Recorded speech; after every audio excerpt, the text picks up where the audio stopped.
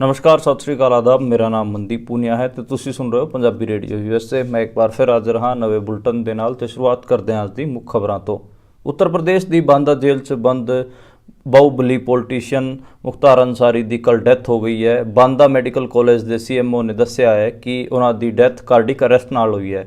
ਹਾਲਾਂਕਿ ਉਹਨਾਂ ਦੇ ਪਰਿਵਾਰ ਨੇ ਇਸ ਪੂਰੇ ਮਾਮਲੇ ਦੀ ਜਾਂਚ ਦੀ ਮੰਗ ਕੀਤੀ ਹੈ ਤੇ ਵਿਪਕਸ਼ੀ ਆਗੂਆਂ ਨੇ ਵੀ मौके की सत्ता ते सवाल उठाए ने।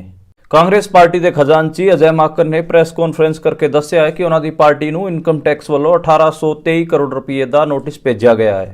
लोक सभा चोणों को देखते हुए बिहार च इंडिया अलायंस ने अपनी सीटां का ऐलान कर दिता है। 26 सीटां ते आरजेडी, 9 सीटां ते कांग्रेस ते 5 सीटां ते लैफ्ट चोण लड़ूगी। बिहार च इंडिया अलायंस के पार्टनर कांग्रेस के एक बड़े आगू पप्पू यादव ने पूर्णिया सीट तो आरजेडी ਅਤੇ ਕਾਂਗਰਸ ਵਿੱਚ ਫਰੈਂਡਲੀ फाइट होने के संकेत दिते हैं। प्रधानमंत्री नरेंद्र मोदी ने लोक सभा चोणों तो पहला 45 मिनट का एक अपना लंबा वीडियो बिल गेट्स नाल साझा किया है ते इस वीडियो च प्रधानमंत्री नरेंद्र मोदी बिल गेट्स नाल digital technology, AI, climate change, woman ਅਤੇ चाइल्ड एजुकेशन बारे गल्लां करते देखे जा सकते हैं। हिमाचल प्रदेश की मंडी सीट तो कंगना रनौत ने कल अपने लोक सभा कैंपेन की शुरुआत कर दी है। दिल्ली के मुख्यमंत्री अरविंद केजरीवाल की गिरफ्तारी ते अमरीका ते जर्मनी तो बाद हुण यूनाइटेड नेशंस के प्रवक्ता का भी बड़ा बयान सामने आया है। सुनीता केजरीवाल ने एक नवा वीडियो जारी करके अरविंद केजरीवाल को आशीर्वाद देने लई कहा है। उन्होंने एक नवा WhatsApp नंबर जारी किया जिदे च उन्होंने लोगों को अपील की है कि वह आशीर्वाद की वीडियो बना के उस नंबर पर भेजन। गुजरात काडर के साबका IPS अधिकारी संजीव भट्ट नूं गुजरात की एक लोकल कोर्ट ने 20 साल की सज़ा सुनाई है। दस दिए कि संजीव भट्ट का नाम गुजरात दंगियां च उछलिया सी जिदे च उन्होंने नरेंद्र मोदी और BJP के लोगों ते कार्रवाइयां कीतियां सी। उस तो बाद नरेंद्र मोदी ने उन्होंने अपना दुश्मन मन लिया सी। किसान अंदोलन च वाटर कैनन का मूँह मोड़न वाले नवदीप सिंह और गुरकीरत सिंह नूं हरियाणा पुलिस ने पंजाब के मोहाली के एयरपोर्ट नेड़ियों गिरफ्तार कर लिया है। अज उन्होंने अंबाला की एक लोकल कोर्ट च पेश किया गया सी ते कोर्ट ने उन्होंने 2 दिन के रिमांड ते भेज दिता है। ये सीगियां अज दी मुख्य खबरां। हुण करते हैं इन्हां खबरां दा पोस्टमार्टम ते शुरुआत करते हैं सब तो पहली खबर तो वो आई उत्तर प्रदेश तो। उत्तर प्रदेश का एक जिला है गाजीपुर। गाजीपुर तो एक बड़ा ना पूरे मुल्क च फैलिया वो सीगा बाहूबली मुख्तार अंसारी का। मुख्तार अंसारी समाजवादी पार्टी के आगू सीगे ते वो एक माफिया डॉन हुंदे सीगे। उस तो बाद वो पॉलिटिक्स च आए सीगे ते पॉलिटिक्स ज्वाइन करन तो बाद वो उस इलाके दे एक बड़े आगू के तौर पर उभर के आए सी। पर जदों ही BJP सरकार बनती है उन्होंने जेल च ठल दिता जाता है ते उत्थे जिहड़ा उत्तर प्रदेश च मुसलमान जिन्ने भी बाहूबली किस्म के लोग सीगे सारिਆਂ ਨੂੰ जेलों च बंद किया जाता है ते बहुत बड़े लैवल ते योगी आदित्यनाथ ने एनकाउंटर भी करवाए। जिवें वैसटर्न उत्तर प्रदेश च मैं 2019-20 च फिरिया सीगा जिहड़े इलीगल एनकाउंटर पुलिस ने किते सीगे उस च मैं देखा कि 99% एनकाउंटर मुसलमान बंदियां दे किते सीगे ते मुसलमान जिहड़े माड़ी मोटियां चोरियां भी करते सीगे उन्हां ते भी पैरां ते गोलियां मार रखियां सी पुलिस ने ते जिहड़े निर्दोष भी सीगे जिहड़े किसी क्राइम च शामिल भी नहीं सी उन्हां दे भी एनकाउंटर देखण नूं मिले सीगे। इदां ही पिछले साल आपां नूं पता कि अतीक अहमद दा एनकाउंटर कीता सीगा पुलिस ने ते अतीक अहमद नूं मार दिता गया सीगा। अतीक अहमद भी सेंट्रल यूपी का एक बड़ा माफिया सीगा ते इसे किस्म नाल जिहड़े मुख्तार अंसारी सीगे वो तो पॉलिटिक्स आ गए सीगे। उन्होंने पहला भी जेल कट्टी है पर जेल कट्टण तो बाद वो फिर पॉलिटिक्स आए सीगे ते किते न किते कहा जाता कि उन्होंने अपनी छवि सुधार लई सी। फिर भी जदों योगी आदित्यनाथ पावर च आंदे ने उन्होंने उन्हां दी गिरफ्तारी करवाई ते हुण वो लगातार इस किस्म के मैसेज जेल तो भेजते सीगे कि उन्होंने स्लो पॉइजन दिता जा रहा है। उन्होंने एक बार तो सुप्रीम कोर्ट च भी अर्जी दाखिल की सी अतीक अहमद की गिरफ्तारी तो बाद कि जिहड़ी उत्तर प्रदेश के जेल है गया इन्हां च मैं सेफ नहीं हाँ, मैनू किते होर शिफ्ट किया जाए। तो उत्तर प्रदेश सरकार ने सुप्रीम कोर्ट च ये लिख के दिया सीगा कि इदां दी कोई गल नहीं है, असी सारा ख्याल रखांगे तो इन्हां दी जान नूं कोई खतरा नहीं है। पर 2-3 दिन पहला दी गल है कि जिहड़े मुख्तार अंसारी है उन्होंने अपने बेटे उमर अंसारी नूं भी दस्सिया सीगा ते एक अदालत च भी ये चिट्ठी लिखी सी, मजिस्ट्रेट के सामने भी बयान दर्ज कराया सीगा कि उन्होंने जेल च स्लो पॉइजन दिता जा रहा है। तो उस तो बाद फिर भी उन्होंने जेल है वो शिफ्ट नहीं की गई, वो बांदा ਜੇਲ੍ਹ 'ਚ ਬੰਦ ਸੀਗੇ ਤੇ ਕੱਲ ਰਾਤ ਨੂੰ ਉਹਨਾਂ ਦੀ ਡੈਥ ਹੋਈ ਹੈ ਤੇ ਡੈਥ ਦਾ ਕਾਰਨ ਜਿਹੜੇ ਬਾਂਦਾ ਦੇ ਮੈਡੀਕਲ ਕਾਲਜ ਹੈਗਾ ਉਹਨਾਂ ਨੇ ਦੱਸਿਆ ਹੈ ਕਿ ਉਹਨਾਂ ਨੂੰ ਕਾਰਡਿਕ ਅਰੈਸਟ ਆਇਆ ਹੈ, ਉਸ ਕਾਰਨ ਉਹਨਾਂ ਦੀ ਜਿਹੜੀ ਮੌਤ ਹੋਈ ਹੈ। ਲੇਕਿਨ ਲਗਾਤਾਰ ਵਿਪਕਸ਼ੀ ਆਗੂ ਹੈਗੇ ਉਹ ਸਵਾਲ ਉਠਾ ਰਹੇ ਨੇ ਕਿ ਇਸ ਪੂਰੇ ਮਾਮਲੇ ਦੀ ਜਾਂਚ ਹੋਣੀ ਚਾਹੀਦੀ। ਕਿਤੇ ਨਾ ਕਿਤੇ ਡਾਕਟਰਾਂ ਤੇ ਪ੍ਰੈਸ਼ਰ ਬਣਾਇਆ ਗਿਆ ਯੂਪੀ ਪੁਲਿਸ ਵੱਲੋਂ ਕਿ ਇਸ ਨੂੰ ਕਾਰਡਿਕ ਅਰੈਸਟ ਨਾਲ ਡੈਥ ਦੱਸਿਆ ਜਾਵੇ ਤੇ ਮੁਸਲਮਾਨਾਂ ਦੇ ਅੰਦਰ ਵੀ ਖਾਸਾ ਰੋਹ ਹੈ ਤੇ ਉਹਦੇ ਬਾਰੇ ਲਗਾਤਾਰ ਸੋਸ਼ਲ ਮੀਡੀਆ ਤੇ ਵੀ ਲਿਖਿਆ ਜਾ ਰਿਹਾ ਹੈ। ਈਵਨ ਅਖਿਲੇਸ਼ ਯਾਦਵ ਦਾ ਵੀ ਬਿਆਨ ਆਇਆ, ਤੇਜਸਵੀ ਯਾਦਵ ਦਾ ਵੀ ਬਿਆਨ ਆਇਆ, ਕਾਂਗਰਸ ਨੇ ਵੀ ਬਿਆਨ ਇਸ ਤੇ ਦਿੱਤਾ ਹੈ ਕਿ ਪੂਰੇ ਫੇਅਰ ਇਨਵੈਸਟੀਗੇਸ਼ਨ ਹੋਣੀ ਚਾਹੀਦੀ। ਤੇ ਕਈ ਸਾਰੇ ਵੱਡੇ ਆਗੂ ਹੈਗੇ ਉਹਨਾਂ ਨੇ ਤਾਂ ਸੀਰੀਅਸ ਸਵਾਲ ਖੜੇ ਕੀਤੇ ਕਿ ਪਿਛਲੇ ਕੁਝ ਟਾਈਮ ਤੋਂ ਜਿਹੜੀ ਜੁਡੀਸ਼ੀਅਲ ਕਸਟਡੀਆਂ 'ਚ ਜਾਂ ਫਿਰ ਜੇਲ੍ਹਾਂ 'ਚ ਬੰਦਿਆਂ ਦੀ ਡੈਥ ਹੋਈ ਹੈ ਉਹਦੇ ਬਾਰੇ ਇੱਕ ਸੀਰੀਅਸ ਇਨਵੈਸਟੀਗੇਸ਼ਨ ਯੂਪੀ 'ਚ ਹੋਣੀ ਚਾਹੀਦੀ ਤਾਂ ਕਿ ਪਤਾ ਲੱਗ ਸਕੇ ਕਿ ਕਿਹੜੇ ਧਰਮ ਦੇ ਬੰਦਿਆਂ ਦੀ ਮੌਤਾਂ ਯੂਪੀ 'ਚ ਹੋਈਆਂ ਨੇ। ਤੇ ਇੱਕ ਸੀਰੀਅਸ ਸਵਾਲ ਹੈ ਕਿ ਘੱਟ ਗਿਣਤੀ ਦੇ ਲੋਕ ਜੇਲ੍ਹਾਂ 'ਚ ਵੀ ਸੁਰੱਖਿਅਤ ਨਹੀਂ ਹੈ ਤੇ ਇਹਦੇ ਤੇ ਬਹੁਤ ਸਾਰੇ ਲੋਕਾਂ ਨੇ ਅੱਜ ਸਵੇਰ ਤੋਂ ਹੀ ਇੱਕ ਕੈਂਪੇਨ ਵੀ ਵਿੱਢਿਆ ਜਿਸ ਕਰਕੇ ਉੱਤਰ ਪ੍ਰਦੇਸ਼ ਦੀ ਸਰਕਾਰ ਨੇ ਇਸ ਪੂਰੇ ਮਾਮਲੇ ਦੀ ਜਾਂਚ ਕਰਾਉਣ ਦਾ ਫੈਸਲਾ ਲਿਆ। ਜੁਡੀਸ਼ੀਅਲ ਇਨਕੁਆਇਰੀ ਇਸ ਦੀ ਹੋਊਗੀ। ਮੈਂ ਇੱਕ ਵਾਰ ਆਪ ਜੀ ਨੂੰ ਸਾਰਾ ਮਾਮਲਾ ਪੜ੍ਹ ਕੇ ਦੱਸ ਦਿੰਦਾ ਕਿ ਉਹਨਾਂ ਦੇ ਪੁੱਤਰ ਨੇ ਕੀ ਸਟੇਟਮੈਂਟ ਮੀਡੀਆ ਨੂੰ ਦਿੱਤਾ ਹੈ। ਉਹਨਾਂ ਦੇ ਪੁੱਤਰ ਹੈਗੇ ਉਮਰ ਅੰਸਾਰੀ ਤੇ ਉਹਨਾਂ ਨੇ ਕਿਹਾ ਹੈ ਕਿ ਮਾਨਯ ਅਦਾਲਤ ਦੇ ਸਮਕਸ਼ ਪਿਤਾ ਜੀ ਨੇ ਲਿਖ ਕਰ ਦਿੱਤਾ ਸੀਗਾ ਕਿ ਉਹਨਾਂ ਨੂੰ ਖਾਣੇ 'ਚ ਜ਼ਹਿਰ ਦਿੱਤਾ ਜਾ ਰਿਹਾ ਹੈ ਤੇ ਫਿਰ ਕੀ ਹੋਇਆ, ਇੱਕਦਮ ਉਹਨਾਂ ਦੀ ਤਬੀਅਤ ਵਿਗੜ ਗਈ। ਫਿਰ ਉਹਨਾਂ ਨੂੰ ICU ਲੈ ਕੇ ਆਇਆ ਗਿਆ। 12 ਘੰਟੇ ਅੰਦਰ ਹੀ ਉਹਨਾਂ ਦਾ ਪ੍ਰੈਸ਼ਰ ਇੰਨਾ ਵੱਧ ਗਿਆ ਕਿ ਡਾਕਟਰ ਹੈਗਾ ਉਹ ਇੰਡੀਪੈਂਡੈਂਟਲੀ ਜਾਂਚ ਵੀ ਨਹੀਂ ਕਰ ਪਾਏ ਤੇ ICU ਤੋਂ ਸਿੱਧਾ ਉਹਨਾਂ ਨੂੰ ਵਾਪਸ ਜੇਲ੍ਹ 'ਚ ਭੇਜ ਦਿੱਤਾ ਗਿਆ। ਕਿਸੇ ਵੀ ਬੰਦੇ ਨੂੰ ਦੱਸੋ ਕਿ ICU ਤੋਂ ਸਿੱਧਾ ਜੇਲ੍ਹ 'ਚ ਭੇਜਿਆ ਜਾਂਦਾ ਹੈ ਤੇ ਉੱਥੇ ਜਦੋਂ ਜੇਲ੍ਹ 'ਚ ਭੇਜੇਗੇ ਤੇ ਉਹਨਾਂ ਨੂੰ ਫਿਰ ਉੱਥੇ ਹਾਰਟ ਅਟੈਕ ਆ ਗਿਆ। ਇਹ ਗੱਲਾਂ ਸਾਹਮਣੇ ਆਈਆਂ ਨੇ ਪਰ ਇਸ 'ਚ ਵੀ ਸਾਨੂੰ ਯਕੀਨ ਨਹੀਂ ਹੈ ਤੇ ਉਮਰ ਅੰਸਾਰੀ ਨੇ ਕਿਹਾ ਕਿ ਉਹਨਾਂ ਦੇ ਪਿਤਾ ਦੀ ਡੈਥ ਸਲੋ ਪੋਇਜ਼ਨ ਦੇਣ ਕਰਕੇ ਹੋਈ ਹੈ ਤੇ ਲੇਕਿਨ ਕਿਤੇ ਵੀ ਇਸ ਚੀਜ਼ ਦੀ ਸੁਣਵਾਈ ਨਹੀਂ ਹੋ ਰਹੀ ਤੇ ਉਮਰ ਅੰਸਾਰੀ ਨੇ ਕਿਹਾ ਹੈ ਕਿ ਇਹ ਸੁਨਿਯੋਜਿਤ ਹੱਤਿਆ ਹੈ ਯਾਨੀ ਕਿ ਇੱਕ ਪਲੈਨਡ ਮਰਡਰ ਹੈ ਤੇ ਇਹਦਾ ਜਿਹੜਾ ਪੋਸਟਮਾਰਟਮ ਹੈ ਉੱਤਰ ਪ੍ਰਦੇਸ਼ ਦੀ ਬਜਾਏ ਦਿੱਲੀ ਦੇ ਏਮਸ ਦੇ ਡਾਕਟਰਾਂ ਦੇ ਪੈਨਲ ਤੋਂ ਕਰਵਾਇਆ ਜਾਣਾ ਚਾਹੀਦਾ। ਉਹਨਾਂ ਨੇ ਕਿਹਾ ਕਿ ਜਿਹੜੇ ਉੱਤਰ ਪ੍ਰਦੇਸ਼ ਦੀ ਸਰਕਾਰ ਹੈ ਤੇ ਇੱਥੋਂ ਦਾ ਜਿਹੜਾ ਸਿਸਟਮ ਹੈ ਇਹਦੇ ਤੇ ਸਾਨੂੰ ਜਸਟਿਸ ਦੀ ਉਮੀਦ ਨਹੀਂ ਹੈ, ਇਸ ਕਰਕੇ ਦਿੱਲੀ ਦੇ ਏਮਸ ਹਸਪਤਾਲ ਦੇ ਪੈਨਲ ਤੋਂ ਇਹ ਸਾਡੇ ਬਾਪੂ ਦਾ ਪੋਸਟਮਾਰਟਮ ਕਰਵਾਇਆ ਜਾਣਾ ਚਾਹੀਦਾ। ਹਾਲਾਂਕਿ ਜਿਹੜੀ ਯੂਪੀ ਦੀ ਬਾਂਦਾ ਦੇ CGM ਨੇ ਜਿਹੜਾ CGM ਹੈਗਾ ਉਹਨਾਂ ਨੇ ਇੱਕ ਐਡੀਸ਼ਨਲ CGM ਨੂੰ ਇਸ ਪੂਰੀ ਮੌਤ ਦੇ ਕਾਰਨਾਂ ਦੀ ਜਾਂਚ ਕਰਨ ਦੀ ਜ਼ਿੰਮੇਵਾਰੀ ਦਿੱਤੀ ਹੈ ਤੇ ਦੇਖਾਂਗੇ ਕਿ ਉਸ ਰਿਪੋਰਟ ਦਾ ਕੀ ਆਊਗਾ। ਉਸ ਰਿਪੋਰਟ 'ਚ 1 ਮਹੀਨੇ ਦੇ ਅੰਦਰ ਇਹ ਜਾਂਚ ਖਤਮ ਕਰਨ ਲਈ SGM ਨੂੰ ਕਿਹਾ ਗਿਆ ਹੈ ਤੇ ਉਸ ਤੋਂ ਬਾਅਦ ਲਗਾਤਾਰ ਬਹੁਤ ਸਾਰੇ ਜਿਹੜੇ ਵਿਪਕਸ਼ ਦੇ ਆਗੂ ਹੈਗੇ ਉਹਨਾਂ ਨੇ ਵੀ ਇਸ ਤੇ ਸਟੇਟਮੈਂਟ ਦਿੱਤੀ ਹੈ। ਦੂਜੀ ਖਬਰ ਹੈਗੀ ਆ ਕਾਂਗਰਸ ਪਾਰਟੀ ਬਾਰੇ। ਕਾਂਗਰਸ ਪਾਰਟੀ ਦੇ ਜਿਹੜੇ ਖਜ਼ਾਨਚੀ ਹੈਗੇ ਅਜੇ ਮਾਕਨ ਉਹਨਾਂ ਨੇ ਅੱਜ ਪ੍ਰੈਸ ਕਾਨਫਰੰਸ ਕਰਕੇ ਦੱਸਿਆ ਹੈ ਕਿ ਉਹਨਾਂ ਦੀ ਪਾਰਟੀ ਨੂੰ 1823 ਕਰੋੜ ਰੁਪਏ ਦਾ ਇਨਕਮ ਟੈਕਸ ਦਾ ਨੋਟਿਸ ਆਇਆ ਹੈ। ਉਹਨਾਂ ਨੇ ਉਹ ਨੋਟਿਸ ਵੀ ਦਿਖਾਇਆ ਪ੍ਰੈਸ ਸਾਹਮਣੇ ਤੇ ਉਸ 'ਚ ਉਹਨਾਂ ਨੇ ਦੱਸਿਆ ਕਿ 1992-93 ਦੇ ਨੇੜੇ ਤੇੜੇ ਜਦੋਂ ਸੀਤਾਰਾਮ ਕੇਸਰੀ ਹੋਰੀ ਪ੍ਰਧਾਨ ਸੀਗੇ ਕਾਂਗਰਸ ਦੇ, ਉਹਨਾਂ ਦੇ ਟਾਈਮ ਦੇ ਵੀ ਉਹਨਾਂ ਨੇ 50-60 ਕਰੋੜ ਦਾ ਹਿਸਾਬ ਕਿਤਾਬ ਸਾਡੇ ਤੋਂ ਮੰਗ ਰੱਖਿਆ ਹੈ ਤੇ ਇੰਨੇ ਪੁਰਾਣੇ 30-30 40-40 ਸਾਲ ਪੁਰਾਣੇ ਜਿਹੜੀਆਂ ਗੱਲਾਂ ਹੈਗੀਆਂ ਉਹਨਾਂ ਤੇ ਉਹਨਾਂ ਨੂੰ ਹਿਸਾਬ ਮੰਗਿਆ ਹੋਇਆ। ਕਿਸੇ ਪੋਲੀਟੀਸ਼ੀਅਨ ਦੀ ਡਾਇਰੀ ਤੇ ਤੋਂ ਕੁਝ ਲਿਖਿਆ ਮਿਲ ਗਿਆ ਉਹਨੂੰ ਆਧਾਰ ਬਣਾ ਕੇ ਜਿਹੜੇ ਹੈਗਾ ਇਨਕਮ ਟੈਕਸ ਦਾ ਨੋਟਿਸ ਆਇਆ ਹੈ। ਉਹਨਾਂ ਨੇ ਇਹ ਵੀ ਕਿਹਾ ਕਿ BJP ਤੋਂ ਜਿਹੜਾ 4000 ਕਰੋੜ ਦਾ ਹਿਸਾਬ ਹੈ ਉਹ ਇਨਕਮ ਟੈਕਸ ਤਾਂ ਮੰਗ ਨਹੀਂ ਰਹੀ, ਸਾਨੂੰ ਲਗਾਤਾਰ ਨੋਟਿਸ ਦੇ ਰਹੀ ਹੈ। ਸਾਡੇ ਤਾਂ ਖਾਤੇ ਪਹਿਲਾਂ ਹੀ ਫਰੀਜ਼ ਕਰ ਰੱਖੇ ਨੇ ਸਰਕਾਰ ਨੇ, ਦੱਸੋ ਸਾਥੋਂ ਕੀ ਚਾਹੀਦਾ। ਤੇ ਇਹ ਇਸ ਕਿਸਮ ਦੀ ਪ੍ਰੈਸ ਕਾਨਫਰੰਸ ਸੀਗੀ। ਪ੍ਰੈਸ ਕਾਨਫਰੰਸ ਜਿਹੜੇ ਕਾਂਗਰਸ ਦੇ ਖਜ਼ਾਨਚੀ ਅਜੈ ਮਾਕਨ ਸੀਗੇ ਉਹ ਖਾਸੇ ਗਰਮ ਨਜ਼ਰ ਆ ਰਹੇ ਸੀਗੇ ਤੇ ਉਹ ਲਗਾਤਾਰ ਇਹ ਗੱਲ ਕਹਿ ਰਹੇ ਸੀਗੇ ਕਿ ਫਿਰ ਪਲੇਇੰਗ ਗਰਾਊਂਡ ਨੂੰ ਹੋਣਾ ਚਾਹੀਦਾ। ਹੁਣ ਇਲੈਕਸ਼ਨਾਂ ਦੇ ਟਾਈਮ ਸਾਨੂੰ ਇੱਦਾਂ ਦੇ ਨੋਟਿਸ ਭੇਜ ਕੇ ਤੰਗ ਕੀਤਾ ਜਾ ਰਿਹਾ, ਸਾਡੇ ਖਾਤੇ ਫਰੀਜ਼ ਕਰਕੇ ਸਾਨੂੰ ਤੰਗ ਕੀਤਾ ਜਾ ਰਿਹਾ। ਤੀਜੀ ਖਬਰ ਹੈਗੀ ਆ ਉਹ ਬਿਹਾਰ ਤੋਂ ਆਈ। ਬਿਹਾਰ 'ਚ ਆਪਾਂ ਨੂੰ ਪਤਾ ਹੈ ਕਿ ਲਾਲੂ ਯਾਦਵ ਦੀ ਪਾਰਟੀ ਦਾ ਕਾਂਗਰਸ ਤੇ ਲੈਫਟ ਨਾਲ ਅਲਾਇੰਸ ਹੋਇਆ ਸੀਗਾ ਤੇ ਹਜੇ ਤੱਕ ਸੀਟ ਸ਼ੇਅਰਿੰਗ ਤੇ ਗੱਲ ਨਹੀਂ ਬਣੀ ਸੀ। ਉੱਥੇ ਲਗਾਤਾਰ ਰੌਲਾ ਪੈ ਰਿਹਾ ਸੀ। ਪਹਿਲਾਂ NDA 'ਚ ਵੀ ਰੌਲਾ ਪਿਆ ਪਰ NDA 'ਚ ਉਹਨਾਂ ਨੇ ਆਪਣੇ ਜਿਹੜੀ ਸੀਟ ਸ਼ੇਅਰਿੰਗ ਫਾਰਮੂਲਾ ਸੀਗਾ ਉਹ ਅਨਾਊਂਸ ਕਰ ਦਿੱਤਾ ਸੀਗਾ ਤੇ ਹੁਣ ਇਹਨਾਂ ਨੇ ਵੀ ਅਨਾਊਂਸ ਕਰ ਦਿੱਤਾ ਹੈ ਲਾਲੂ ਯਾਦਵ ਦੀ ਪਾਰਟੀ ਜਿਹੜੀ ਹੈਗੀ ਆ ਉਹ 26 ਸੀਟਾਂ ਤੇ ਚੋਣਾਂ ਲੜੂਗੀ ਤੇ 9 ਸੀਟਾਂ ਤੇ ਕਾਂਗਰਸ ਚੋਣਾਂ ਲੜੂਗੀ ਤੇ 5 ਸੀਟਾਂ ਤੇ ਲੈਫਟ ਚੋਣ ਲੜੂਗੀ ਤੇ ਇਹ ਠੀਕ ਕੀਤਾ ਹੈ, ਕਿਉਂਕਿ ਕਾਂਗਰਸ ਕਿਤੇ ਨਾ ਕਿਤੇ 15 ਦੇ ਨੇੜੇ ਤੇੜੇ ਸੀਟਾਂ ਮੰਗ ਰਹੀ ਸੀ ਤੇ ਕਾਂਗਰਸ ਨੂੰ ਘੱਟ ਸੀਟ ਦੇ ਕੇ ਠੀਕ ਕੀਤਾ, ਕਿਉਂਕਿ ਉੱਥੇ ਜਿਹੜਾ ਆਰਜੇਡੀ ਦਾ ਪ੍ਰਭਾਵ ਹੈ ਉਹ ਜ਼ਿਆਦਾ ਹੈ। ਹਾਲਾਂਕਿ ਇੱਕ ਸੀਟ ਤੇ ਉਹਨਾਂ ਦੀ ਗੱਲ ਨਹੀਂ ਬਣ ਰਹੀ ਹੈਗੀ, ਉਹ ਹੈਗੀ ਪੂਰਨੀਆ।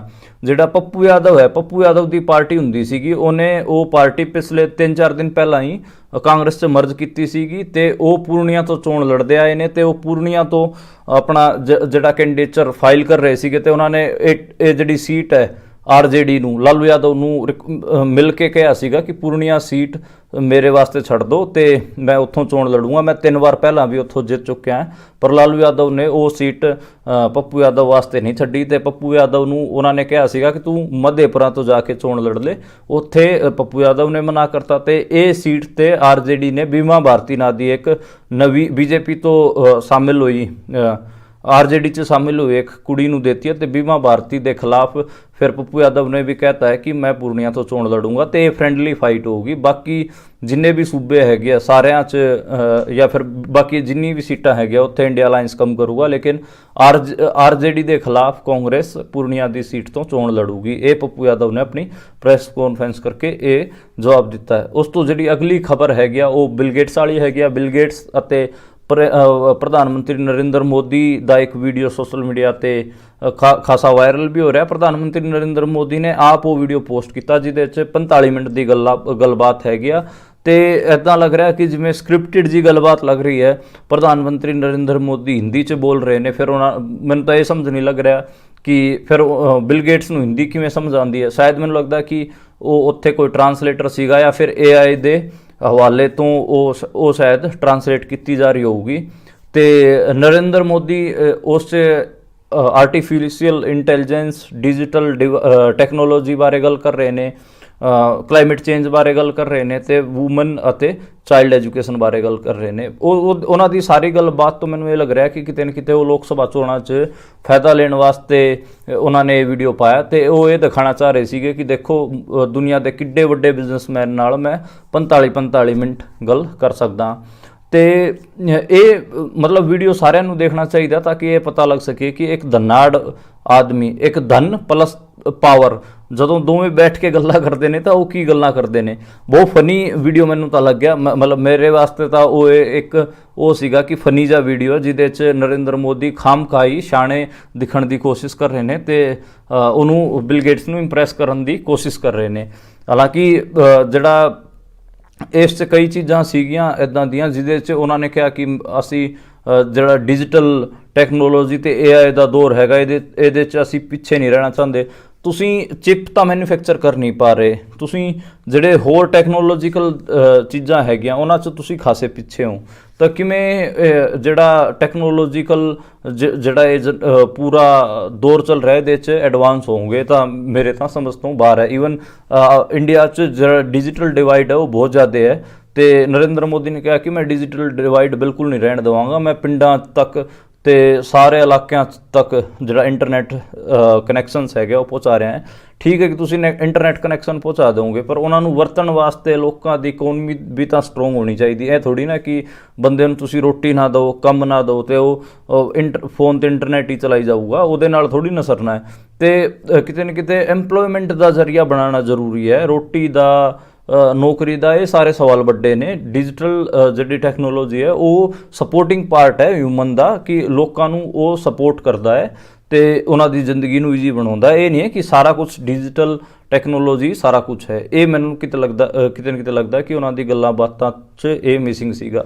उस तो बाद एक खबर हिमाचल प्रदेश तो है। हिमाचल प्रदेश की मंडी सीट तो कंगना रनौत ने अपना चोण कैंपेन शुरू कर दिता है तो अज उन्होंने रैली भी रखी सी। उस रैली च उन्होंने एक भाषण दिता, उस भाषण च मैं ही करती रही। वो कहने लगी कि देखो मैं तो अपने मुल्क च वापस आई हाँ, अपने स्टेट च वापस आई हैं, मैनू तो पूरा मुल्क जानता है, मैं पूरे मुल्क लिए एडा वधिया कम किया, हुण मैं अपने लोगों वास्ते कम करांगी। इस मतलब खुद ही तारीफ उस पूरे वीडियो च वो करती रही। तो उल्ट उत्थों जिहड़े मंडी तो पहला सांसद सीगे कांग्रेस के प्रतिभा सिंह, उन्होंने पुत्र विक्रमादित्य दा भी एक वीडियो बयान आया उहदे उल्ट। तो उन्होंने कहा है कि ਜਦੋਂ ਮੰਡੀ 'ਚ ਬਾੜ ਆਈ ਸੀਗੀ ਉਸ ਟਾਈਮ ਕੰਗਣਾ ਰਣੌਤ ਕਿੱਥੇ ਸੀਗੇ। ਤੇ ਹਿਮਾਚਲ ਪ੍ਰਦੇਸ਼ 'ਚ ਇੰਨੇ ਨੈਚੁਰਲ ਡਿਜ਼ਾਸਟਰ ਆਏ ਜਾਂ ਫਿਰ ਇੰਨੀ ਸਮੱਸਿਆਵਾਂ ਆਈਆਂ, ਉਦੋਂ ਤਾਂ ਕਦੇ ਵੀ ਕੰਗਣਾ ਰਣੌਤ ਨਹੀਂ ਦਿਖੀ। ਤੇ ਹੁਣ ਉਹ ਕੰਗਣਾ ਰਣੌਤ ਵੋਟਾਂ ਵੇਲੇ ਆ ਗਈ ਹੈ ਤੇ ਇੱਥੇ ਵੋਟ ਲੈਣ ਲਈ ਲੋਕਾਂ ਨੂੰ ਬੇਵਕੂਫ ਬਣਾ ਰਹੀ ਹੈ। ਇਸ ਕਿਸਮ ਦਾ ਬਿਆਨ ਉਹਨਾਂ ਦਾ ਸਾਹਮਣੇ ਆਇਆ। ਤਾਂ ਦੇਖਣਾ ਪਊਗਾ ਕਿ ਕੀ ਹੁੰਦਾ ਹੈ। ਹਾਲਾਂਕਿ ਜਿਹੜੇ ਐਕਟਰ ਜਾਂ ਫਿਰ ਇੱਦਾਂ ਦੇ ਪਰਸਨੈਲਿਟੀ ਜਿਹੜੇ ਕਿ ਕਲਟ ਫਿਗਰ ਹੈਗੇ ਆ, ਚਾਹੇ ਬਾਲੀਵੁੱਡ 'ਚ ਹੋਣ ਜਾਂ ਸਪੋਰਟਸ 'ਚ ਹੋਣ, ਉਹਨਾਂ ਦੇ ਚੋਣ ਲੜਨ 'ਤੇ ਮੈਂ ਤਾਂ ਇਹੀ ਮੰਨਦਾ ਕਿ ਉਹਨਾਂ ਨੂੰ ਕੋਈ ਐਕਸਟਰਾ ਐਡਵਾਂਟੇਜ ਨਹੀਂ ਮਿਲਣੀ ਚਾਹੀਦੀ। ਨਾ ਤਾਂ ਉਹ ਲੋਕਾਂ ਨਾਲ ਜੁੜੇ ਹੁੰਦੇ ਨੇ, ਉਹਨਾਂ ਨੂੰ ਤਾਂ ਸਿਰਫ ਪੈਸਾ ਦਿਖ ਰਿਹਾ ਹੁੰਦਾ ਹੈ। ਜਿਹੜੇ ਐਡਵਰਟਾਈਜ਼ਰਸ ਹੈਗੇ ਆ ਉਹਨਾਂ ਤੋਂ ਪੈਸਾ ਲੈਂਦੇ ਨੇ। ਆਪਾਂ ਨੂੰ ਪਤਾ ਹੈ ਕਿ ਉਸ ਤੋਂ ਬਾਅਦ ਫਿਰ ਉਹਨਾਂ ਨੂੰ ਇਹ ਲੱਗਦਾ ਕਿ ਜੇ ਮੈਂ ਪਾਵਰ ਦੇ ਨਜ਼ਦੀਕ ਆ ਜਾਵਾਂਗਾ ਤਾਂ ਇਨਕਮ ਟੈਕਸ ਤੋਂ ਬਚ ਜਾਵਾਂਗਾ ਮਾੜਾ ਮੋਟਾ, ਤੇ ਹੋਰ ਪੈਸੇ ਕੁੱਟ ਲਵਾਂਗਾ, ਕਿ ਕੋਈ ਕਿਸੇ ਠੇਕੇ ਠੁੱਕੇ ਤੋਂ ਪੈਸੇ ਕੁੱਟ ਲਵਾਂਗਾ। ਤੇ ਇਸ ਕਿਸਮ ਦੀ ਮਾਨਸਿਕਤਾ ਮੈਂ ਤਾਂ ਸੈਲੀਬ੍ਰਿਟੀਜ਼ ਦੀ ਦੇਖੀ ਹੈ। ਤੇ ਮੈਨੂੰ ਲੱਗਦਾ ਕਿ ਜਿਹੜੇ ਐਕਟਰ ਵਗੈਰਾ ਹੈਗੇ ਆ, ਫਿਰ ਵੱਡੇ ਕਲਟ ਫਿਗਰ ਹੈਗੇ ਆ, ਉਹਨਾਂ ਨੂੰ ਲੋਕਾਂ ਨੂੰ ਉਹਨਾਂ ਦੇ ਕੰਮ ਤੋਂ ਤੇ ਉਹਨਾਂ ਦੇ ਵਿਜ਼ਨ ਤੋਂ ਤੇ ਉਹਨਾਂ ਦੀ ਇੱਕ ਹਿਸਾਬ ਨਾਲ ਜਿਹੜਾ ਪੋਲੀਟੀਕਲ ਪੋਜੀਸ਼ਨਾਂ ਹੈਗੀਆਂ ਉਹਨਾਂ ਨੂੰ ਦੇਖ ਕੇ ਹੀ ਲੋਕਾਂ ਨੂੰ ਉਹਨਾਂ ਨੂੰ ਵੋਟ ਪਾਣੀ ਚਾਹੀਦੀ। ਇੱਦਾਂ ਖਾਮ ਖਾ ਉਹਨਾਂ ਨੂੰ ਫਾਇਦਾ ਨਹੀਂ ਦੇਣਾ ਚਾਹੀਦਾ। ਉਸ ਤੋਂ ਬਾਅਦ ਅਰਵਿੰਦ ਕੇਜਰੀਵਾਲ ਦੀ ਗ੍ਰਿਫਤਾਰੀ ਤੇ ਪਹਿਲਾਂ ਅਮਰੀਕਾ ਤਾਂ 2 ਵਾਰ ਬਿਆਨ ਦੇ ਚੁੱਕਿਆ ਹੈ। ਇੱਕ ਵਾਰ ਜਰਮਨੀ ਨੇ ਬਿਆਨ ਦਿੱਤਾ ਸੀਗਾ ਤੇ ਯੂਨਾਈਟਿਡ ਨੇਸ਼ਨਸ ਦੇ ਪ੍ਰਵਕਤਾ ਇੱਕ ਪ੍ਰੈਸ ਕਾਨਫਰੰਸ ਨੂੰ ਐਡਰੈਸ ਕਰ ਰਹੇ ਸੀ। ਉੱਥੇ ਇੱਕ ਬੰਗਲਾਦੇਸ਼ ਦੇ ਪੱਤਰਕਾਰ ਨੇ ਅਰਵਿੰਦ ਕੇਜਰੀਵਾਲ ਦੀ ਗ੍ਰਿਫਤਾਰੀ ਤੇ ਕਾਂਗਰਸ ਦੇ ਖਾਤੇ ਫਰੀਜ਼ ਕਰਨ ਵਾਲੀ ਗੱਲ ਉਹਨੂੰ ਸਵਾਲ ਬਣਾ ਕੇ ਪੁੱਛ ਲਿਆ। ਤੇ ਉਸ ਤੋਂ ਬਾਅਦ ਜਿਹੜੇ UN ਦੇ ਪ੍ਰਵਕਤਾ ਸੀਗੇ ਉਹਨਾਂ ਨੇ ਕਿਹਾ ਕਿ ਸਾਡੀ ਸਾਰੇ ਚੀਜ਼ਾਂ ਤੇ ਨਜ਼ਰ ਹੈਗੀ ਆ ਤੇ ਅਸੀਂ ਇਹ ਚਾਹਾਂਗੇ ਕਿ ਨਿਸ਼ਪਕਸ਼ ਤੌਰ ਤੇ ਜਿਹੜਾ ਇੰਡੀਆ ਦਾ ਚੋਣ ਹੈ ਉਹ ਹੋਵੇ। ਤੇ ਇਹ ਬਿਆਨ ਯੂਨਾਈਟਿਡ ਨੇਸ਼ਨਸ ਦਾ ਫਿਰ ਦਿਨ ਭਰ ਵਾਇਰਲ ਵੀ ਰਿਹਾ ਤੇ ਕਿਤੇ ਨਾ ਕਿਤੇ ਸਰਕਾਰ ਤੇ ਇਸ ਦਾ ਦਬਾਅ ਵੀ ਬਣ ਰਿਹਾ ਹੈ। ਉਸ ਤੋਂ ਬਾਅਦ ਅਰਵਿੰਦ ਕੇਜਰੀਵਾਲ ਦੀ ਜਿਹੜੇ ਵਾਈਫ ਹੈਗੇ ਸੁਨੀਤਾ ਕੇਜਰੀਵਾਲ, ਉਹਨਾਂ ਨੇ ਵੀ ਇੱਕ ਵੀਡੀਓ ਜਾਰੀ ਕਰਕੇ ਕਿਹਾ ਕਿ ਮੇਰੇ ਜਿਹੜੇ ਪਤੀ ਹੈਗੇ ਉਹਨਾਂ ਨੂੰ ਆਸ਼ੀਰਵਾਦ ਦੇਣ ਵਾਸਤੇ ਤੁਸੀਂ WhatsApp ਨੰਬਰ ਜਾਰੀ ਕਰਕੇ ਕਿਹਾ ਹੈ ਕਿ ਇਸ ਨੰਬਰ ਤੇ ਤੁਸੀਂ ਵੀਡੀਓਜ਼ ਭੇਜੋ ਤਾਂ ਕਿ ਤੁਸੀਂ ਮੇਰੇ ਜਿਹੜੇ ਹਸਬੈਂਡ ਹੈਗੇ ਉਹਨਾਂ ਨੂੰ ਆਸ਼ੀਰਵਾਦ ਦੇ ਸਕੋ। ਤੇ ਉਹ ਲਗਾਤਾਰ ਵੀਡੀਓਜ਼ ਹਰ 1-2 ਦਿਨਾਂ 'ਚ ਉਹਨਾਂ ਦਾ ਇੱਕ ਵੀਡੀਓ ਜ਼ਰੂਰ ਆਉਂਦਾ ਹੈ। ਤੇ ਸੁਨੀਤਾ ਕੇਜਰੀਵਾਲ ਬਾਰੇ ਦੱਸਦੀ ਹੈ, ਉਹ ਸਾਬਕਾ IRS ਅਫਸਰ ਨੇ। ਜਿਹੜੇ ਅਰਵਿੰਦ ਕੇਜਰੀਵਾਲ ਵੀ IRS ਅਫਸਰ ਸੀਗੇ ਇੰਡੀਅਨ ਰੈਵਨਿਊ ਸਰਵਿਸਿਜ਼ 'ਚ। ਤੇ ਜਿਹੜੇ ਸੁਨੀਤਾ ਕੇਜਰੀਵਾਲ ਹੈਗੇ ਆ 1993 'ਚ ਉਹ ਅਫਸਰ ਲੱਗੇ ਸੀਗੇ, 1995 'ਚ ਅਰਵਿੰਦ ਕੇਜਰੀਵਾਲ ਅਫਸਰ ਲੱਗੇ ਸੀ। ਉਹ ਮੱਧ ਪ੍ਰਦੇਸ਼ ਦੇ ਕਿਸੇ ਟ੍ਰੇਨਿੰਗ ਸੈਂਟਰ 'ਚ ਦੋਵੇਂ ਇਕੱਠੇ ਮਿਲੇ ਸੀ, ਉੱਥੇ ਉਹਨਾਂ ਦੀ ਮੁਲਾਕਾਤ ਹੋਈ ਸੀ ਤੇ ਫਿਰ ਉਹਨਾਂ ਨੇ ਵਿਆਹ ਕਰ ਲਿਆ ਸੀਗਾ। ਜਿਹੜੇ ਅਰਵਿੰਦ ਕੇਜਰੀਵਾਲ ਹੈਗੇ ਆ ਉਹ ਤਾਂ 2006 'ਚ ਉਹਨਾਂ ਨੇ ਉਹ ਨੌਕਰੀ ਛੱਡ ਦਿੱਤੀ ਸੀ ਤੇ 2016 ਤੱਕ ਜਿਹੜੀ ਸੁਨੀਤਾ ਕੇਜਰੀਵਾਲ ਹੈ ਉਹ ਨੌਕਰੀ 'ਚ ਰਹੇ। 2016 'ਚ ਆ ਕੇ ਉਹਨਾਂ ਨੇ VRS ਲਿਆ ਤੇ ਉਸ ਤੋਂ ਬਾਅਦ ਉਹ ਲਗਾਤਾਰ ਆਪਣੇ ਪਤੀ ਨਾਲ ਰਹਿੰਦੇ ਆ ਤੇ ਦਿੱਲੀ ਦੀ ਪੋਲਿਟਿਕਸ 'ਚ ਮਾੜਾ ਮੋਟਾ ਕੰਮ ਕਰਦੇ ਸੀਗੇ। ਪਰ ਹੁਣ ਉਹਨਾਂ ਦੇ ਪਤੀ ਜਦੋਂ ਤੋਂ ਜੇਲ੍ਹ 'ਚ ਗਏ ਨੇ ਉਦੋਂ ਤੋਂ ਹੀ ਉਹ ਲਗਾਤਾਰ ਸਕਰੀय ਭੂਮਿਕਾ 'ਚ ਦੇਖੇ ਜਾ ਸਕਦੇ ਨੇ। ਇੱਕ ਬੰਦੇ ਦਾ ਨਾਂ ਹੋਰ ਉਛਲ ਰਿਹਾ, ਉਹ ਹੈਗਾ ਰਾਘਵ ਚੱਡਾ। ਰਾਘਵ ਚੱਡੇ ਬਾਰੇ ਇਹ ਕਿਹਾ ਜਾ ਰਿਹਾ ਕਿ ਜਦ ਪਾਰਟੀ ਤੇ ਐਡਾ ਵੱਡਾ ਸੰਕਟ ਹੈ ਤੇ ਉਹ ਫਿਜ਼ੀਕਲੀ ਕਿੱਥੇ ਗਾਇਬ ਹੈ। ਹਾਲਾਂਕਿ ਸੋਸ਼ਲ ਮੀਡੀਆ ਅਕਾਊਂਟਸ ਤੇ ਉਹ ਲਗਾਤਾਰ ਟਵੀਟ ਕਰ ਰਹੇ ਨੇ ਪਰ ਫਿਜ਼ੀਕਲੀ ਉਹ ਕਿਤੇ ਵੀ ਨਹੀਂ ਦਿਖ ਰਹੇ। ਜਿਵੇਂ ਆਤੀਸ਼ੀ ਮਰਲੀਨਾ, ਸੌਰਵ ਭਾਰਦਵਾਜ ਤੇ ਸੁਨੀਤਾ ਕੇਜਰੀਵਾਲ ਹੋ ਗਏ, ਔਰ ਪੰਜਾਬ ਦੇ ਮੰਤਰੀ ਸੰਤਰੀ ਵੀ ਹੋ ਗਏ, ਉਹ ਆਪਾਂ ਨੂੰ ਦਿਖ ਜਾਣਗੇ ਸੜਕਾਂ ਤੇ ਪ੍ਰਦਰਸ਼ਨ ਕਰਦੇ। ਪਰ ਰਾਘਵ ਚੱਡਾ ਪਿਛਲੇ ਕਾਫੀ ਸਮੇਂ ਤੋਂ ਗਾਇਬ ਹੈ ਗਰਾਊਂਡ ਤੋਂ। ਤੇ ਲਗਾਤਾਰ ਸੋਸ਼ਲ ਮੀਡੀਆ ਤੇ ਲੋਕ ਵੀ ਲਿਖ ਰਹੇ ਨੇ ਕਿ ਪਾਰਟੀ ਤੇ ਐਡਾ ਵੱਡਾ ਸੰਕਟ ਹੈ ਤੇ ਰਾਘਵ ਚੱਡਾ ਕਿੱਥੇ ਗਾਇਬ ਨੇ। ਤੇ ਮੀਡੀਆ 'ਚ ਕਿਤੇ ਰਿਪੋਰਟਾਂ ਵੀ ਮੈਂ ਦੇਖੀਆਂ ਜਿਹਦੇ 'ਚ ਲਿਖਿਆ ਗਿਆ ਕਿ ਰਾਘਵ ਚੱਡਾ ਲੰਡਨ ਗਏ ਹੋਏ ਨੇ ਤੇ ਉਹ ਲੰਡਨ ਆਪਣੀ ਅੱਖਾਂ ਦਾ ਇਲਾਜ ਕਰਵਾਉਣ ਵਾਸਤੇ ਗਏ ਨੇ ਤੇ ਉਹਨਾਂ ਦੀ ਅੱਖਾਂ ਦਾ ਆਪਰੇਸ਼ਨ ਹੋਣ ਵਾਲਾ, ਇਸ ਕਰਕੇ ਉਹ ਲੰਡਨ 'ਚ ਹੈਗੇ ਆ। ਤੇ ਲੰਡਨ ਤੋਂ ਮੈਨੂੰ ਲੱਗਦਾ ਕਿ ਐਡਾ ਵੱਡਾ ਸੰਕਟ ਪਾਰਟੀ ਤੇ ਛਿੜਿਆ ਹੋਇਆ, ਰਾਘਵ ਚੱਡੇ ਨੂੰ ਮੁੜ ਆਉਣਾ ਚਾਹੀਦਾ। ਉਹਨਾਂ ਦੇ ਆਪਣੀ ਅੱਖਾਂ ਦਾ ਇਲਾਜ ਉਹ ਬਾਅਦ 'ਚ ਵੀ ਕਰਾ ਸਕਦੇ ਨੇ, ਜਾਂ ਫਿਰ ਕੋਈ 1-2 ਦਿਨ ਦੀ ਗੱਲ ਹੈ ਤਾਂ ਉਹ ਫਿਰ 1-2 ਦਿਨ ਬਾਅਦ ਜ਼ਰੂਰ ਆ ਜਾਣ, ਕਿਉਂਕਿ ਲਗਾਤਾਰ ਜਿਹੜੇ ਕਾਰਜਕਰਤਾ ਹੈਗੇ ਆ ਉਹ ਵੀ ਮਾਯੂਸ ਹੁੰਦੇ ਨੇ ਇੱਦਾਂ ਦੀ ਚੀਜ਼ਾਂ ਦੇਖ ਕੇ। ਤੇ ਰਾਘਵ ਚੱਡਾ ਨੂੰ ਵਾਪਸ ਇੰਡੀਆ ਪਰਤ ਜਾਣਾ ਚਾਹੀਦਾ। ਉਸ ਤੋਂ ਬਾਅਦ ਜਿਹੜੀ ਅਗਲੀ ਖਬਰ ਹੈਗੀ ਆ ਉਹ ਜਿਹੜੇ ਸਾਬਕਾ IPS ਅਧਿਕਾਰੀ ਸੀਗੇ ਗੁਜਰਾਤ ਦੇ ਸੰਜੀਵ ਭੱਟ, ਉਹਨਾਂ ਨੂੰ 20 ਸਾਲ ਦੀ ਸਜ਼ਾ ਸੁਣਾ ਦਿੱਤੀ ਹੈ।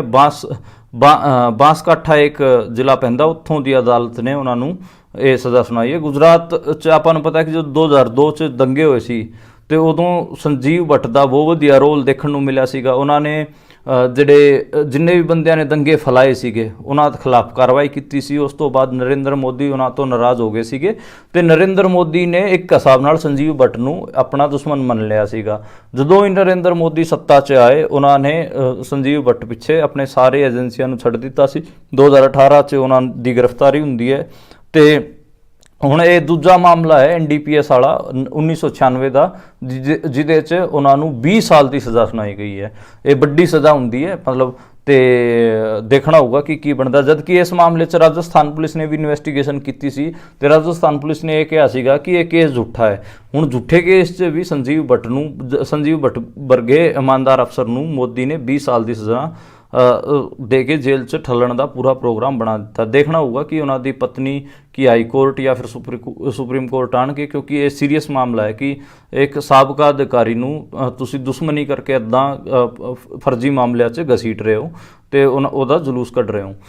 ਜਿਹੜੀ ਆਖਰੀ ਖਬਰ ਹੈ ਉਹ ਕਿਸਾਨ ਅੰਦੋਲਨ ਬਾਰੇ ਹੈ। ਕਿਸਾਨ ਅੰਦੋਲਨ 'ਚ ਆਪਾਂ ਨੂੰ ਪਤਾ ਹੈ ਕਿ ਨੌਜਵਾਨ ਬਹੁਤ ਸਾਰੇ ਹਰਿਆਣੇ ਦੇ, ਪੰਜਾਬ ਦੇ ਨੌਜਵਾਨ ਸਰਗਰਮ ਸੀਗੇ ਤੇ ਹਰਿਆਣੇ ਦੇ ਦੋ ਨੌਜਵਾਨਾਂ ਦੀ ਗ੍ਰਿਫਤਾਰੀ ਹੋਈ ਹੈ। ਇੱਕ ਨੌਜਵਾਨ ਨੂੰ ਤਾਂ ਤੁਸੀਂ ਜਾਣਦੇ ਹੀ ਹੋ, ਜਿਹੜਾ ਵਾਟਰ ਕੈਨਨ ਮੋੜਨ ਵਾਲਾ ਮੁੰਡਾ ਹੈ ਅੰਬਾਲੇ ਤੋਂ, ਜਲਬੇੜਾ ਪਿੰਡ ਹੈ ਉਹਦਾ, ਨਵਦੀਪ ਸਿੰਘ, ਉਹਦੀ ਗ੍ਰਿਫਤਾਰੀ ਹੋਈ ਹੈ ਤੇ ਅੰਬਾਲੇ ਦੇ ਸ਼ਾਹਪੁਰ ਪਿੰਡ ਤੋਂ ਗੁਰਕੀਰਤ ਦੀ ਗ੍ਰਿਫਤਾਰੀ ਹੋਈ ਹੈ। ਇਹ ਦੋਵੇਂ ਜਾਣੇ ਸੰਭੂ ਬਾਰਡਰ ਤੇ ਸਕਰੀਆ ਸੀਗੇ ਤੇ ਮੋਹਾਲੀ ਆਏ ਹੋਏ ਸੀ ਕਿਸੇ ਕੰਮ ਵਾਸਤੇ ਤੇ ਮੋਹਾਲੀ ਤੋਂ ਹਰਿਆਣਾ ਪੁਲਿਸ ਨੇ ਇਹਨਾਂ ਨੂੰ ਫੜਿਆ ਹੈ ਤੇ ਇਹਨਾਂ ਨੂੰ ਗ੍ਰਿਫਤਾਰ ਕਰਕੇ ਅੰਬਾਲੇ ਲੈ ਕੇ ਗਏ।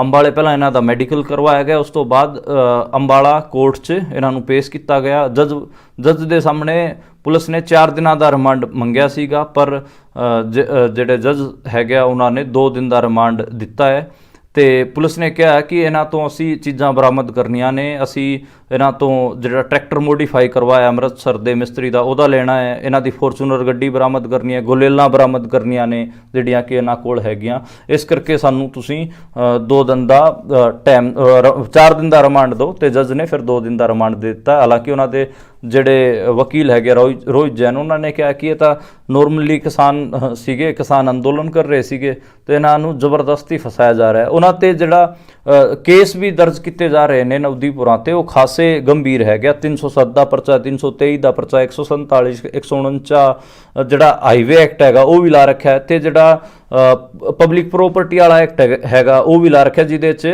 ਪਹਿਲਾਂ ਵੀ ਅੰਬਾਲਾ ਪੁਲਿਸ ਨੇ ਕਿਸਾਨਾਂ ਦੇ ਘਰਾਂ ਦੇ ਸਾਹਮਣੇ ਕੁੜਕੀ ਦੇ ਨੋਟਿਸ ਚਿਪਕਾਏ ਸੀਗੇ ਤੇ ਉਸ ਕਿਸਮ ਦੇ ਐਕਟ ਵੀ ਇਸ 'ਚ ਲਾ ਰੱਖੇ ਨੇ ਤੇ ਕਿਹਾ ਜਾ ਰਿਹਾ ਹੈ ਕਿ ਇਹ ਗ੍ਰਿਫਤਾਰੀ ਕਿਤੇ ਨਾ ਕਿਤੇ ਹਰਿਆਣਾ ਦੇ ਨੌਜਵਾਨਾਂ ਨੂੰ ਤੋੜਨ ਵਾਸਤੇ ਕੀਤੀ ਗਈ ਹੈ। ਤੇ ਇਹ ਪਹਿਲੀ ਗ੍ਰਿਫਤਾਰੀ ਨਹੀਂ ਹੈ ਜਿਹੜੀ ਕਿ ਹੋਈ ਹੈ। ਇਸ ਤੋਂ ਪਹਿਲਾਂ ਵੀ ਲਗਾਤਾਰ ਪੁਲਿਸ ਨੇ ਜਿਹੜੇ ਮਨਜੀਤ ਮਸੁੰਡਾ ਹੋ ਰਹੀ ਸੀਗੇ, ਅੰਬਾਲੇ ਦੇ ਕਿਸਾਨ ਸੀਗੇ, ਉਹਨਾਂ ਦਾ ਪਿੱਛਾ ਕੀਤਾ ਸੀਗਾ।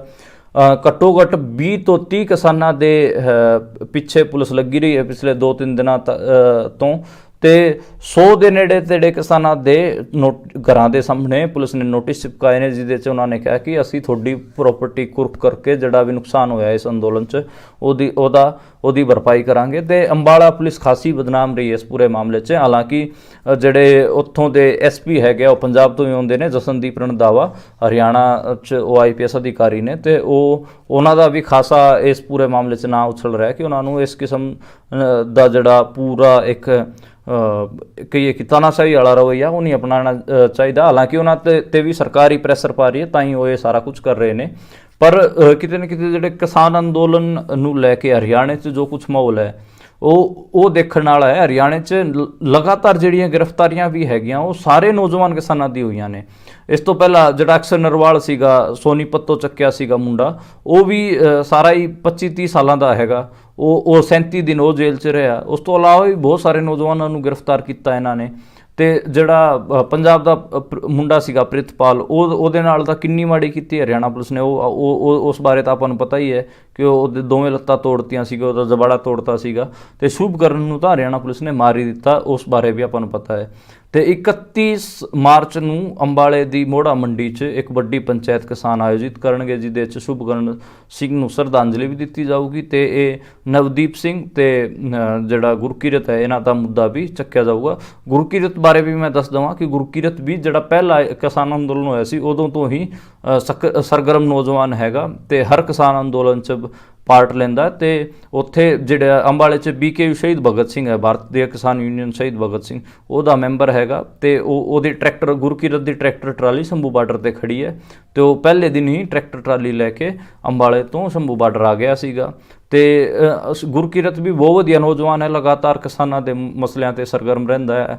ਅੰਬਾਲਾ ਹੋ ਗਿਆ, ਕੁਰੂਕਸ਼ੇਤਰ, ਸ਼ਾਹਬਾਦ, ਇਸ ਇਲਾਕੇ 'ਚ ਲਗਾਤਾਰ ਉਹ ਕੈਂਪੇਨਿੰਗ ਕਰਦਾ। ਇਹ ਸਾਰਾ ਪੁਆਧ ਦਾ ਇਲਾਕਾ ਪੈਂਦਾ ਤੇ ਇਹ ਜਿਹੜੇ ਹਰਿਆਣੇ ਦੇ ਕਿਸਾਨਾਂ ਦੀ ਜਿਹੜੀ ਰੀਚ ਹੈਗੀ ਉਹ ਪੰਜਾਬ ਤੱਕ ਹੈਗੀ ਆ। ਪੰਜਾਬ ਦਾ ਮੋਹਾਲੀ ਜ਼ਿਲ੍ਹਾ ਹੋ ਗਿਆ, ਰੋਪੜ ਤੱਕ ਇਸ ਸਾਰੇ ਕਿਸਾਨਾਂ ਦੀ ਰੀਚ ਹੈਗੀ ਆ ਤੇ ਲਗਾਤਾਰ ਇਹ ਜਿਹੜੇ ਕਿਸਾਨਾਂ ਦੇ ਮੁੱਦਿਆਂ ਤੇ ਇਹ ਲੋਕ ਕੰਮ ਕਰਦੇ ਨੇ। ਪਰ ਹੁਣ ਹਰਿਆਣਾ ਪੁਲਿਸ ਲਗਾਤਾਰ ਇਹਨਾਂ ਦੇ ਉਲਟ ਕਾਰਵਾਈਆਂ ਕਰ ਰਹੀ ਹੈ ਤੇ ਇਹ ਕਾਰਵਾਈ ਵੀ ਉਸੇ ਖਾਨੇ 'ਚ ਪਾ ਕੇ ਦੇਖੀ ਜਾ ਰਹੀ ਹੈ। ਬਾਕੀ ਕੋਈ ਹੋਰ ਖਬਰ ਹੋਊਗੀ ਅਸੀਂ ਤੁਹਾਡੇ ਤੱਕ ਪਹੁੰਚਾਉਂਦੇ ਰਹਾਂਗੇ। ਤੁਸੀਂ ਸੁਣਦੇ ਰਹੋ ਪੰਜਾਬੀ ਰੇਡੀਓ USA। ਮੈਂ ਦੁਬਾਰੇ ਕੱਲ ਹਾਜ਼ਰ ਹੋਵਾਂਗਾ ਤੁਹਾਡੇ ਸਾਹਮਣੇ ਨਵੀਂ ਖਬਰਾਂ ਲੈ ਕੇ ਤੇ ਨਵੇਂ